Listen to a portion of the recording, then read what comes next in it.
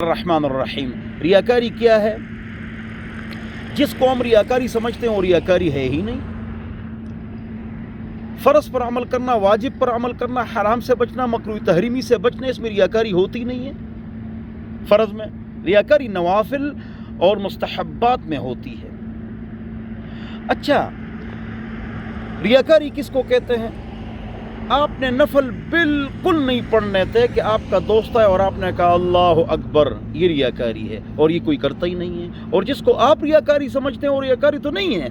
جیسے آپ نماز پڑھ رہے ہیں، نفل پڑھ رہے ہیں، ذکر کر رہے ہیں، تلاوت کر رہے ہیں، آپ کا دوست آ گیا اور آپ خوش ہو گئے کہ وہ خوش ہوگا میرا دوست، تو اچانک آپ کو خوشی محسوس ہوئی۔ یہ تو حدیث میں موجود ہے، حضور نے فرمایا صلی اللہ علیہ وسلم ایک سوال کے جواب میں کہ یہ ریاکاری نہیں ہے۔ تو ریاکاری نہیں ہے، آپ پریشان نہ ہو۔ شیطان آپ کو بھی تنگ کرتے ہیں، نفس لوامہ، کہ آپ نے ریاکاری کی۔ ریاکاری نہیں ہے۔ اور کوئی اس طرح کرتا ہی نہیں ہے کہ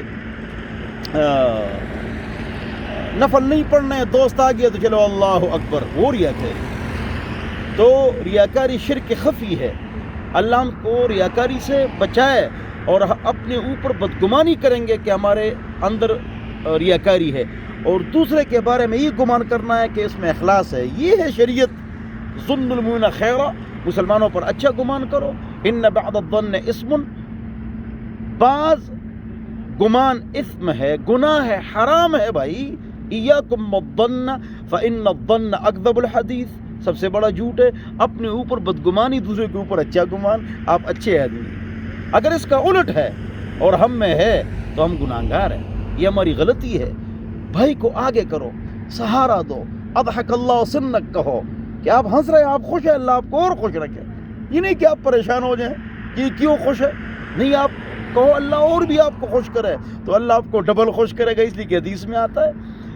تو بار ریاکاری کے حوالے سے میں نے یہ بات اس لیے کہ شیطان بھی تنگ کرتا ہے، نفس بھی کرتا ہے تنگ کہ آپ نے ریاکاری کی۔ ریاکاری نہیں ہے۔ اللہ ہم سب کو ریاکاری سے بچائے، اور اپنے دل پر ہم بدگمان رہیں، اور دوستوں یاروں کے اوپر اچھا گمان کریں۔